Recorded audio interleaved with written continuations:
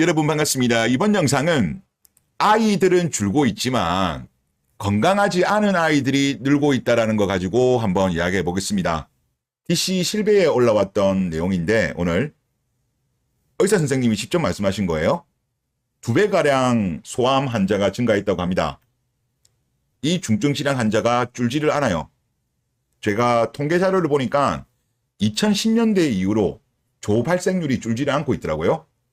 그리고 혼인 연령대가 지금 많이 높아졌기 때문에 초산 연령대가 너무 높아져서 아이의 조산, 빨리 나오는 아이들이 늘어난 곳도 있고, 그렇게 되면 체중이 적게 나오는 미숙아 아이들이 많죠. 그렇게 되면 기형아나 희귀질환 아이들이 증가하고, 그리고 요즘 엄마들이 아이들한테 지극정성으로 쏟고 있는데 육아 방식에 문제가 있지 않을까 싶어요. 옛날 우리 어머니 아버지들이 무심하게 키웠다고 느끼는 그것이 오히려 건강하게 잘 자란 것 같아요. 애들은 너무 제한하거나 아니면 너무 뭘 안 먹이고 오히려 뭘 챙겨 먹이는 것들이 오히려 더 안 좋은 것들이 많고, 우리 어렸을 때는 그렇게 안 컸잖아요. 이런 내용입니다. 그래서 이걸 올리신 분이 정리를 다시 하셨는데, 초산이 너무 늦다. 너무 늦은 게 아니고 대한민국이 전 세계에서 가장 늦어요. 심각하게 늦는 거죠. 그로 인해서 조산, 미숙아가 늘고, 당연히 이로 인한 유병률도 늘고 건강하지 않은 아이들이 늘고 있다는 거죠. 또한 늦게 낳는 것도 있지만 육아 방식에도 문제가 있는 것이 아닌가, 이렇게 보시면 될 것 같은데, 그래서 제가 조산하고 저체중 출생과 관련해서 자료를 좀 찾아보니까 2023년도 3월달 한겨레 기사입니다. 신생아 10명 중 1명이 조산. 그리고 이 기사 내용에 보면 2021년 전체 출생아 26만 1000명 가운데 조산아 비중은 9.2%.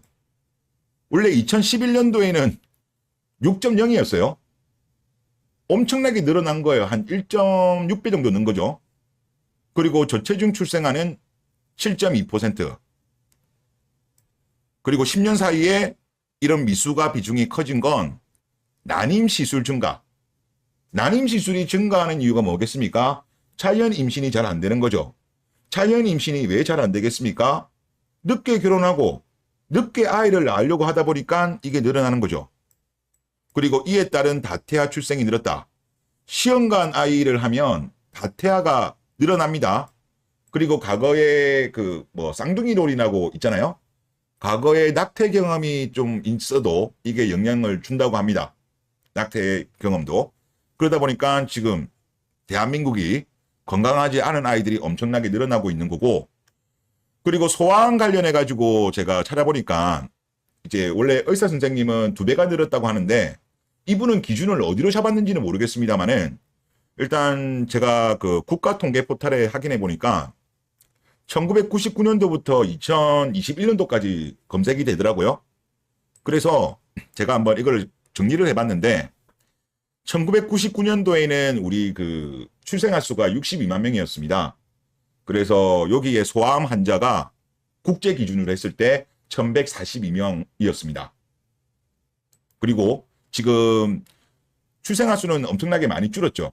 그래서 2021년도 같은 경우는 26만 명인데, 물론 소아암 환자는 줄었습니다.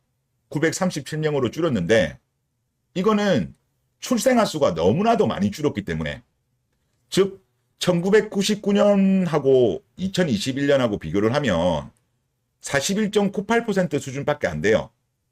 반토막 이상 더 출생아 수가 줄어들었거든요. 하지만 거기에 상대해서 소아암 환자 같은 경우는 한 18%밖에 줄지 않은 거예요. 출생아 수는 거의 60% 줄었는데 엄청나죠. 그리고 조 발생률 100만 명당 발생률입니다. 그리고 소아암 환자는 전체 암 환자 중에서 1% 정도 나온대요. 그러니까 엄청나게 많은 비율은 아닙니다만은 그래도 여기 통계 자료를 쭉 보다 보면 1999년에는 조 발생률이 114.3이에요. 그러다가 갑자기 늘어나는 시점이 언제냐? 한 2006년도, 2007년도 이제 김지영들이 나올 때부터 2009년 142, 2010년 146, 그러다가 2011년도에 151로 나옵니다. 그래서 이 2011년도 150 정도 나온 이후에는 거의 유지하고 있어요. 아까 의사 선생님이 이 말씀을 하셨잖아요. 그 소암 환자가 2배가 증가했고 이 중증 질환자 환자가 줄지 않는다. 이 줄지 않는다고 표현하신 부분이 이 내용 같아요. 즉 1999년도 이분이 언제부터 기준인지는 모르겠는데 2011년도까지는 증가하다가 2011년도부터 지금 2021년도까지는 뭐 140, 150 여기서 왔다 갔다 해요. 그러니까 유지하고 있는 거죠. 그래서 2021년도 같은 경우는 150.9 이렇게 되고 있어요. 그런데 물론 이게 많은 환자 수는 아닙니다만은 소아암 전문의가 전국에 69명밖에 없답니다. 어떻게 보면 필수 의료진인데 저는 이렇게 많이 없는지 몰랐어요. 69명밖에 없답니다. 그래서 이 문제 같은 경우는 간단한 문제 아니에요. 지금 이 아이들은 아직까지 어리니까 큰 문제는 아닌 것처럼 보일 수 있지만 10년 뒤, 20년 뒤에 이 아이들의 수가 결코 적지 않아요. 2022년도 선천성 기형아 비율이 28.5입니다. 엄청나게 많아요. 가장 큰 원인은 노산이에요. 이거에 대해서 예전에 최한나 국립의료센터장도 난임센터장님도 공교육에서 가르쳐야 된다. 우리나라 이거 안 하잖아요. 국영수보다 중요하고 언론과 방송국들도 이거에 대해서 비판을 해야죠. 저는 나는 솔로 보다 보면 좀 어이가 없는 게 뭐냐면 아니 20대 여자는 거의 없어. 30대 여자들이 주로 나와가지고 결혼할 거라고 하는 그런 것도 저는 되게 마음에 안 들어요. 20대 여자 위주로 나와야지. 무슨 30대 여자들이 주로 나와가지고 결혼하려고 방송국에 나오고 그런 것 자체가 이거는 잘못된 거예요. 2000년대만 하더라도 30 넘으면 노처녀였습니다. 노처녀. 잘못된 시그널들을 방송국에서 조장하는 거라니까. 나는 솔로 이런 프로그램에 30대 여자는 나오지 말아야 돼요. 제가 볼 때는 그렇습니다.